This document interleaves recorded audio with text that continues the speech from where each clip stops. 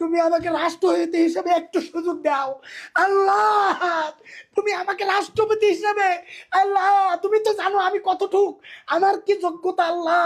I am educated, literate, literate and learned, and I am a fit and popular person for a man to be president of Bangladesh. Hey Allah, I am a completely fit person for a president of Bangladesh.